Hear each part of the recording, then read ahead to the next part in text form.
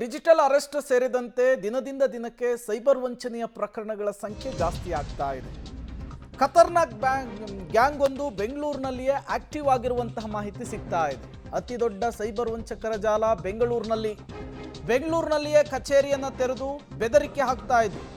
HSR ಲೇಔಟ್ನಲ್ಲಿ ನಕಲಿ BPO company open ಮಾಡಿ training ಕೊಡುವ ನೆಪದಲ್ಲಿ ಉದ್ಯೋಗಿಗಳನ್ನು ಆಯ್ಕೆ ಮಾಡ್ಕೊಳ್ತಿದ್ರು. 25 ಜನರನ್ನ ಕೆಲಸಕ್ಕಿಟ್ಕೊಂಡು ನಿರಂತರವಾಗಿ ಬೆದರಿಕೆ ಹಾಕುವ ಕೆಲಸ ಆಗ್ತಿತ್ತು. ಇಡಿ, ಮುಂಬೈ ಪೊಲೀಸರು, ಜಡ್ಜ್ ಅಂತ ಹೇಳಿ ಹಲವರನ್ನ ಟಾರ್ಗೆಟ್ ಮಾಡಿ ಬೆದರಿಕೆ ಹಾಕಲಾಗ್ತಾ ಇತ್ತು. ಒಟ್ಟು 16 ಆರೋಪಿಗಳನ್ನ ಈಗ ವಶಕ್ಕೆ ಪಡೆದುಕೊಂಡಿದ್ದಾರೆ ಪೊಲೀಸರು ಅನ್ನೋದು ಗೊತ್ತಾಗ್ತಾ ಇದೆ. ಅವರ ಪೂರ್ವಪರವನ್ನ ಕೆದಕುವಂತಹ ಕೆಲಸ ಆಗ್ತಾ ಇದೆ. ಅವರ ಮೂಲವನ್ನ ಕೆದಕುವಂತಹ ಕೆಲಸ ಆಗ್ತಾ ಇದೆ. ಈ ಜಾಲ ಮತ್ತೆಲ್ಲೆಲ್ಲಿ ವ್ಯಾಪಿಸಿಕೊಂಡಿದೆ, ಅದನ್ನ ಬುಡ ಸಮೇತ ಕಿತ್ತು ಹಾಕೋದಕ್ಕೂ ಕೂಡ ಬೆಂಗಳೂರು ಪೊಲೀಸರು ಪಣ ತೊಟ್ಟಿದ್ದಾರೆ. ಇದೇ HSR ಲೇಔಟ್ನಲ್ಲಿದ್ದಂತಹ ಆ ವಂಚಕರ ಜಾಗ. 16 ಜನರನ್ನು ಈಗ ಅರೆಸ್ಟ್ ಮಾಡಲಾಗಿದೆ. ಇಲ್ಲಿಯೇ ಕೂತ್ಕೊಂಡು ನಾವು ಮುಂಬೈ ಪೊಲೀಸರು ಇಡಿಯಿಂದ ಕರೆ ಮಾಡ್ತಿರೋದು, ಜಡ್ಜ್ ಅಂತ ಹೇಳಿ ಹಣವನ್ನು ವಸೂಲಿ ಮಾಡುವಂತಹ ಕೆಲಸ ಜಾಗ ಇದಾಗಿತ್ತು. ಅದಕ್ಕಂತ ಒಂದು ಕಚೇರಿ, ಅದಕ್ಕಂತ ಎಂಪ್ಲಾಯೀಸ್ಗಳನ್ನು ಕೂಡ ಅವರು ಸೆಟಪ್ ಮಾಡಿಕೊಂಡಿದ್ದು ಗೊತ್ತಾಗ್ತಾ ಇದೆ. 16 ಜನರನ್ನು ಈಗ ಇದೇ ವಿಚಾರಕ್ಕೆ ಸಂಬಂಧಪಟ್ಟಂತೆ ವಶಕ್ಕೆ ಪಡೆದಿದ್ದಾರೆ ಪೊಲೀಸರು ಅನ್ನೋದು ಗೊತ್ತಾಗ್ತಾ ಇದೆ. ಮೊದಲೆಲ್ಲ ಜಗತ್ತಿನ ಯಾವುದೋ ಮೂಲೆಯಲ್ಲಿ ಕೂತ್ಕೊಂಡು, ಹೊರದೇಶದಲ್ಲಿ ಕೂತ್ಕೊಂಡು ಈ ರೀತಿ ಬೆದರಿಕೆ ಒಡ್ಡುವಂತಹ ಕೆಲಸ ಆಗ್ತಾ ಇತ್ತು.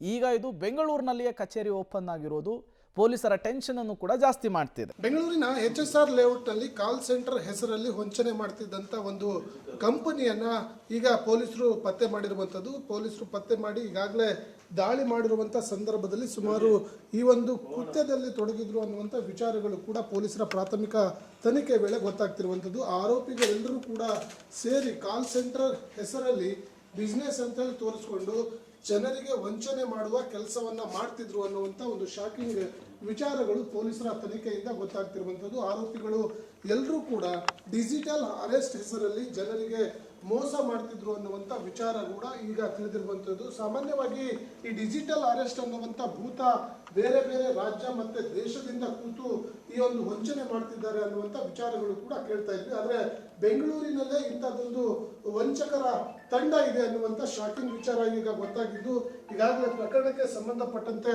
ಸುಮಾರು 16 ಜನ ಆರೋಪಿಗಳನ್ನ ಬಂಧನ ಮಾಡಿರುವಂತಹ HSR ಲೇಔಟ್ ಪೊಲೀಸರು ಪ್ರಕರಣಕ್ಕೆ ಸಂಬಂಧಪಟ್ಟಂತೆ ತನಿಖೆಯನ್ನ ಮಾಡುವ ಕೆಲಸವನ್ನ ಮಾಡ್ತಿರುವಂತದ್ದು. ನಾನು ವಿಜುವಲ್ಸ್ಗಳಲ್ಲಿ ಏನು ತೋರಿಸ್ತಾ ಇದ್ದೀನಿ, ಇದು ಒಂದು ರೀತಿ ಕಾಲ್ ಸೆಂಟರ್ ರೀತಿಯಲ್ಲಿ ಈ ವಿಜುವಲ್ಸ್ಗಳನ್ನು ಸೆಟಪ್ ಮಾಡ್ಕೊಂಡಿರುವಂಥದ್ದು. ಇಲ್ಲಿ ಕೂತ್ಕೊಂಡು ಎಲ್ಲರೂ ಕೂಡ ಒಂದು ಕಾಲ್ ಸೆಂಟ್ರಲ್ಲಿ ಹೇಗೆ ಕೆಲಸ ಮಾಡ್ತಾರೋ ಹಾಗೆ ಆರೋಪಿಗಳಿಗೆ ಒಂದು ಟ್ರೈನಿಂಗ್ ಕೊಡುವ ಕೆಲಸ ಆಗ್ತಾ ಇತ್ತು. ಅದಾದ ನಂತರ ಡಿಜಿಟಲ್ ಅರೆಸ್ಟ್ ಮಾಡಿ ಜನರನ್ನು ಹೇಗೆ ಬೆದರಿಸಿ ವಂಚನೆ ಮಾಡಬೇಕು ಅನ್ನುವಂಥ ನಿಟ್ಟಿನಲ್ಲಿ ಟ್ರೈನಿಂಗ್ ಕೂಡ ಇಲ್ಲಿ ಕೊಡಲಾಗ್ತಾ ಇತ್ತು ಅನ್ನುವಂಥ ವಿಚಾರಗಳು ಕೂಡ ಗೊತ್ತಾಗ್ತಿರುವಂಥದ್ದು. ಇದರಲ್ಲಿ ಮೋಸ ಹೋಗಿಯವರು ಬಹುತೇಕವಾಗಿ ವಿದೇಶದಲ್ಲಿ ಮತ್ತೆ ಬೇರೆ ಬೇರೆ ರಾಜ್ಯದಲ್ಲಿದ್ದಾರೆ ಅನ್ನುವಂಥ ವಿಚಾರಗಳು ಕೂಡ ಈಗ ಪೊಲೀಸರ ಪ್ರಾಥಮಿಕ ತನಿಖೆ ವೇಳೆ ಗೊತ್ತಾಗ್ತಿರುವಂಥದ್ದು. ಹಾಗಾಗಿ ಮೆಸೇಜ್ ಯಾವಾಗ ಏನಿತ್ತು, ಏನೇನು ಇದರಲ್ಲಿ ಯಾವ ರೀತಿ ಮೋಡಸ್ ಇತ್ತು, ಅದು ಎಲ್ಲ ಕೆಲವು ಬಗ್ಗೆ ಮಾಹಿತಿ ಸಿಕ್ಕಿದೆ ಆಲ್ರೆಡಿ ನಮ್ಮ ಟೀಮ್ಗೆ. ಬಟ್ ಡೇ ಬೈ ಡೇ ಇದು ಬೇರೆ ಬೇರೆ ಆ್ಯಂಗಲ್ಸ್ ಬರ್ತಾಯಿದೆ. ಅದಕ್ಕೋಸ್ಕರ ಟೀಮ್ಗೆ ಒಂದು ದೊಡ್ಡ ಒಂದು ಜವಾಬ್ದಾರಿ ಇದೆ. ಸೊ ಯಾರ್ಯಾರು ಕೆಲಸ ಮಾಡ್ತಾಯಿದ್ರು ಅವರು ಇಲ್ಲಿ ಜಾಬ್ಗೆ ಹೇಗೆ ಸೇರಿದ್ರು ಇಲ್ಲಿ, ಮತ್ತು ಇಲ್ಲಿ ಯಾವ ರೀತಿ ಫ್ರಾಡ್ ಅಂದರೆ ಒಂದು ಮೆಕ್ಯಾನಿಸಮ್ ಏನಿತ್ತು ಅದು ತಿಳ್ಕೊಳ್ಳಿಕ್ಕೆ, ಪ್ಲಸ್ ಬೇರೆ ಬೇರೆ ಕಡೆ ಎಲ್ಲರೂ ಯಾರು ಮೇನ್ ಆರೋಪಿ ಅವರಿದ್ದಾರೆ ಅವ್ರ ಬಗ್ಗೆ ಮಾಹಿತಿ ಇಮಿಡಿಯೇಟ್ಲಿ ಸಂಗ್ರಹಿಸಿ, ಯಾಕಂದರೆ ಸಮಯ ವೇಸ್ಟ್ ಆಗಬಾರ್ದು. ಮತ್ತು ಕೆಲವರು ಇನ್ನೂ ಇಂಥ ಎಸ್ಟಾಬ್ಲಿಷ್ಮೆಂಟ್ ಬಗ್ಗೆ ನಮಗೆ ಮಾಹಿತಿ ಬರ್ತಾ ಇದೆ, ಅದರಲ್ಲಿ ಕೂಡ ಸೆಲ್ಫ್ ಅಪ್ರೇಷನ್ ಆಗುತ್ತೆ. ಮೆಸೇಜ್ ಯಾವಾಗ ಏನಿತ್ತು, ಏನೇನು ಇದರಲ್ಲಿ ಯಾವ ರೀತಿ ಮೋಡಸ್ ಇತ್ತು, ಅದು ಎಲ್ಲ ಕೆಲವು ಬಗ್ಗೆ ಮಾಹಿತಿ ಸಿಕ್ಕಿದೆ ಆಲ್ರೆಡಿ ನಮ್ಮ ಟೀಮ್ಗೆ. ಬಟ್ ಡೇ ಬೈ ಡೇ ಇದು ಬೇರೆ ಬೇರೆ ಆ್ಯಂಗಲ್ಸ್ ಬರ್ತಾಯಿದೆ. ಅದಕ್ಕೋಸ್ಕರ ಟೀಮ್ಗೆ ಒಂದು ದೊಡ್ಡ